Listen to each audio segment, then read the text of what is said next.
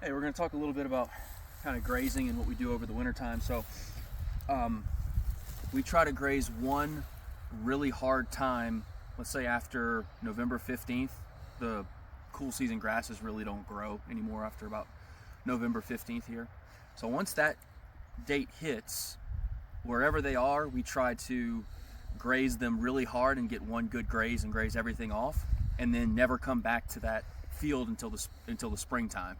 So the next time we come, when we graze it that next time, which is about March 15th when we start grazing again, when we come back and graze it in March, it'll be ready to grow. So we won't have to wait again where it's not growing. So we just give it a rest all winter, and then it's going to start growing in late February, and then we still don't graze it until when we come back and graze it, it can easily grow back, and we're in the spring season. So this is something that we grazed November 15th, and it's November 20th now, so it's been 30 days. And what will happen is it looks kind of like the grass is growing, and it is. You might have a warm day, a wet day, and you get a little bit of green. You get the field kind of gets that green look again, and you'll get a couple inches of growth.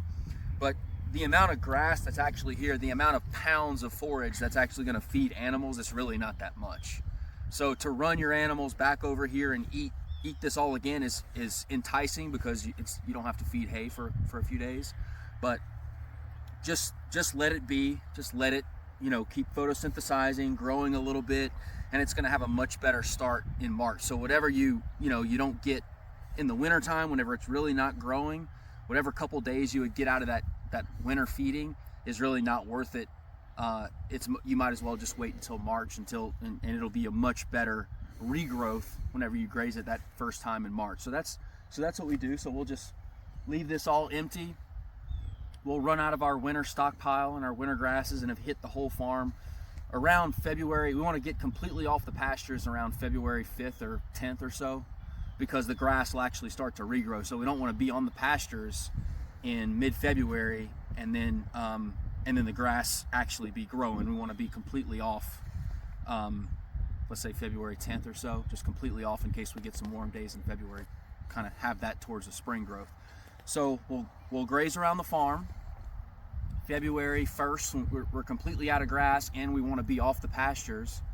We will bale graze. So we'll have tons of hay in a small area, and we'll just have that area just hayed out and just completely covered in hay. So we graze as tight as we possibly can, with as many bales as we possibly can, without over fertilizing the area. So we do a calculation of how much nitrogen is in those hay bales, and we'll calculate 300 pounds of nitrogen to the acre, which is a ton, but it's also organic, so it'll kind of go over time.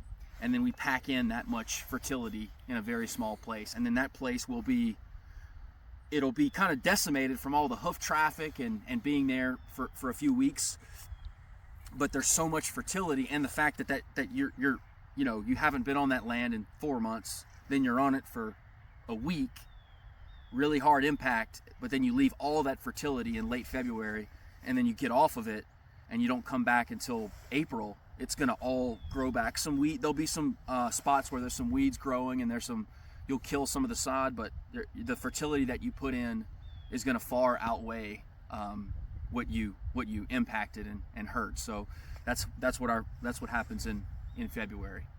And then I'll take you over here and show you. So this was a really better graze. We didn't get all of it. You can see kind of some of this old grass we left. We would really rather get all of it, get as much as possible. We really don't want to leave anything behind in the wintertime, because we're leaving so much rest. We'd rather just take all the carbon and convert it into manure and let the green grass grow. So we're really not trying to trample half or leave a third or anything like that. We just eat as much as we possibly can and keep the sheep healthy. So the way we do that is we strip graze, so we give them a little bit of extra green every single day or every other day, so that they have that high protein green, and then they can come back where they back graze, and we allow them to back graze, and that will let them eat more of the brown, because they have that extra high protein ration. So then they're eating their green strip graze, and then they're coming back and cleaning up as much brown as possible, and we're getting as much pounds per acre during the winter, so we don't have to feed as much hay. So we didn't, we don't do a perfect job. It's not terrible that we leave some behind and some gets trampled and some kind of, the frost kills it and it turns into some leaf litter on top of the ground. It's not the end of the world, but we are trying to graze as much pounds of forage as possible. So this was pretty good. And then, across this fence in this paddock, we did not do as good of a job. There was much more like dead summer grass in here, so there was a lot more rank grass because this was a longer stockpile where we let everything get ranked, so they couldn't get as much. So there's a lot more coverage on the ground. So we could have, you can always get them tighter and then move them more often so that you're regulating their protein a little bit better, and we could have cleaned this up a little bit better. So we did kind of a below average job here. But what that just means is you're going to have more leaf litter on the ground, and you're gonna utilize less of the forage, but you're utilizing less of the real low protein stuff. So as long as you're getting the majority of it and the most of the stuff that's actually beneficial to the animal, it's okay. But I'd say we would much rather, what I just showed you previously, we'd much rather get most of it out, and I'd say we left too much and didn't utilize it all, but it'll all go back into the soil, and we'll try to do a little bit better next time. So this is so now that we're in the cool weather, so we're after November 15th, so we're trying to utilize as much grass as we possibly can, get the most pounds off the land, but we don't have to worry about parasites in the cold weather, and we don't have to worry about grass regrowth, so we don't have to keep moving the sheep forward and then back fencing. So now we're giving them a little fresh green every day for the high protein. Then they get that high protein that's, let's say, 15% or 14% protein. They need 9 or 10 to maintain themselves. So when they eat that 15% protein in a few hours, then they can come back to the paddock where I've moved them from, and they have access. They can come back and eat that. It might be 7%. So if you look at this, eating all this brown with just a little bit of green, this might be 7% protein, but they can eat it, get more pounds off the land, and maintain themselves with more pounds of forage, because it'll average, let's say 10 or 11% protein, and they'll be able to maintain their body condition.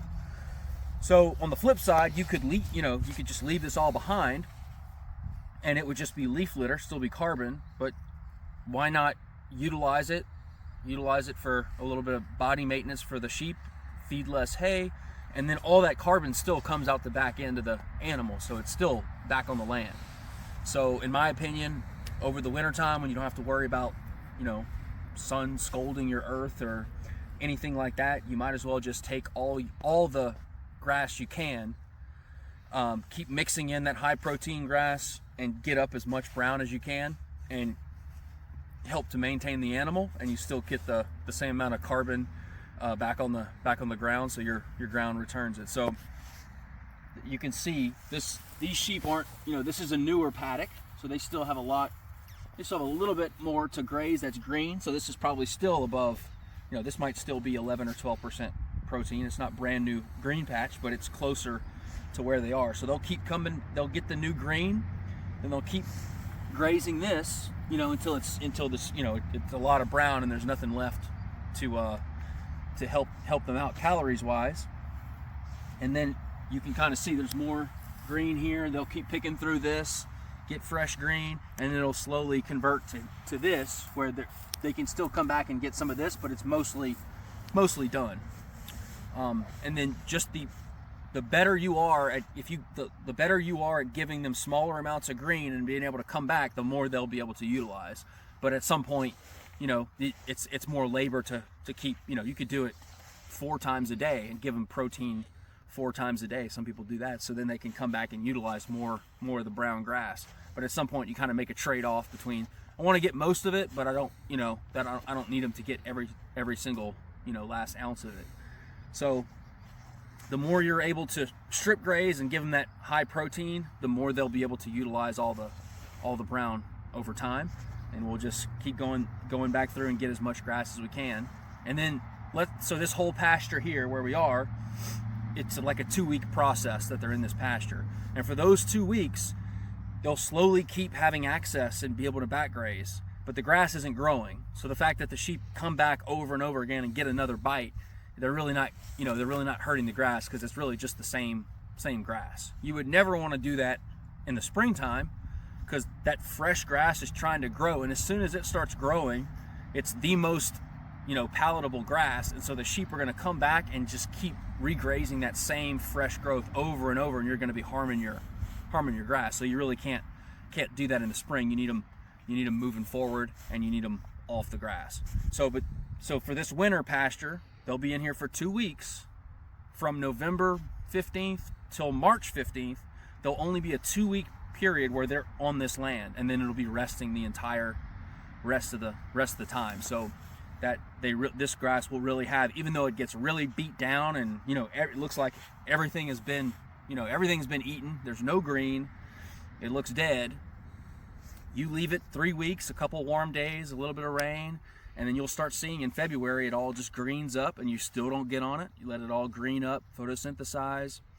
Then it keeps growing a little bit more in the beginning of March. Let it keep growing, and then you got to get ahead of it. You got to start a little bit earlier than when the grass is kind of perfectly fully like mature and nice. You want to start a little bit early, because you're about to get so much growth you won't be able to keep up. But around March 15th, little bit early, the grass is a little bit too high in protein, not a lot of fiber, and it might be a little bit early. But as soon as you start on March 15th, by the time you get going and everything heats up and everything starts growing, you'll be in a very good position for the springtime. So it's kind of a trade-off. How early do you start? You can't wait until everything's perfectly nice and mature, but you definitely don't want to start too early and graze the grass before it's really able to grow. So that's what we'll keep doing, and working out pretty well this winter, and we'll see where we go this spring. So we're out with the pigs, so completely different than the sheep, because they root everything up. So you're not managing perennial pasture.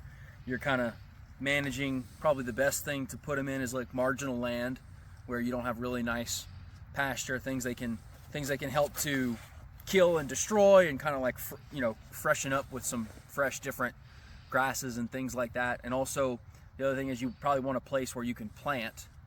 So you want land. You don't want really necessarily rocky land where they root everything up and then you can't plant anything behind them. So you kind of want two different things: either some like cutover style woods where you're cool with just letting things grow up, kind of weedy, and just leaving them a place to kind of hang out. And then the other place you want is a place where you can reseed and kind of grow annual cover crops kind of over and over again. And this is an area where we want to do more of the cover cropping. So we're going to take this land and we're going to plant it a couple times a year. So the pigs started, they're following this tree line here, which was an old fence line. We're basically going to take both sides of that fence line, and the fence line will run in the middle. We'll take out the fence and it'll just be a tree line, and then we'll have cover crops on both sides. So when the pigs come through, they'll have plenty of shade. And this is kind of a low-lying area, so it's good at like catching dirt when it gets rooted up. So, and it also doesn't get super dry in the summertime, so we're not going to irrigate. So started at the beginning of this tree line and just kind of working their way forward. They're just rooting up, living off the land, clearing out brush, getting pretty good calories from the land whenever you let them get to the roots, and then coming forward. And then you have this trade-off of, do you want to completely kill everything and let them get all access to the roots and the most calories, or do you want to leave a little bit? And we find that leaving a little bit helps. So you don't want them to just have access to everything. So they kind of root up an area really hard, and then there's an area where maybe like they're defecating, and so they're not going to go in, or an area that's kind of compacted and they don't really get after as hard. So you kind of just play it by ear and look at how they're doing. And once they get about 50 or 60% of everything rooted up, we move them. And that allows, because you still have a lot of living stuff, what will happen is all that impact and disturbance and fertilizer will have all the living stuff really pops. And then you have dead areas where you can plant into, and then you get like an annual. So kind of a mix between maybe 30% stays in some kind of perennial or weeds or things that kind of pop up really quick, and then they can kind of spread into the open areas, and then an annual seed in there that grows is kind of what we're going for. But instead of having a bunch of small paddocks and kind of moving them around, we try to at least have like a 5-acre area, because that's kind of worth it. Once you're going to kind of work up the land, level the land back down, seed, possibly fertilize, maybe run a drill, possibly, and plant stuff, you really don't want to do that on a 1/2 acre here, 1/2 acre there. So we try to get a spot where we can, have a reasonable kind of rectangle of 5 acres, and then we build the pig paddocks inside that. So if you look down, you can kind of see their work. They've kind of disrupted this land, but you can kind of see as we go forward, and then if you spin around to where it ends, and it'll end at this fence line. So you can kind of see we kind of made a reasonable rectangle. So whenever we want to get in here and do some seeding, it's not that hard. So that's what we're trying to do, and we'll keep this as a pig paddock, and maybe they'll hit it twice a year, just kind of depending on what's going on. And also the sheep can come in here and hit when it's all grown up, and maybe it's too early for the pigs, but definitely the weeds start growing up and come hit it with the sheep. And then we'll kind of do this for a couple years here, and then we may convert it. It may, over time get so good we may convert it to pure pasture and then include it back in our pasture. But we'll kind of see how the land is doing at that time and decide from there. And we'll kind of change up the size of the paddock as well. Sometimes we'll give them more of the perennial pasture, and then we'll curb it back down so that the pasture can heal. So you can see wherever there's briars, and this is old, there's blackberry briars, and we get one of the first weeds that we get is ragweed. So you can kind of see where the ragweed and the briars kind of end is where the last time the pigs got to go. So they got more land last time. They did more disruption. We killed more grass. We got more weeds. But we got a lot of fertilizer and a lot of good disruption. So I wanted to take some of this pasture back because it started growing some good grass underneath, and I wanted to keep it this year. So I moved our paddock back down and made it a little smaller. So I'm just always looking at the paddocks, looking at the land, and kind of have my kind of a long-term plan for where I want the land to go, and just play around with the pigs and the sheep. And really the pigs are really the things that really have the most impact. So if you send some sheep in and they overgraze, you can just leave the land alone for 4 months and it'll be fine. But if you put pigs somewhere and leave them in for a long time and they kill every patch of grass, and then you don't manage for what comes after that, you'll have a completely different land and a completely different set of problems that might be worse than where you started. So the pigs are definitely a blunt instrument where they can be really good or really bad depending on what you're trying to do. And so we're going to keep messing with the pigs and keep making these paddocks and seeing where we go from there.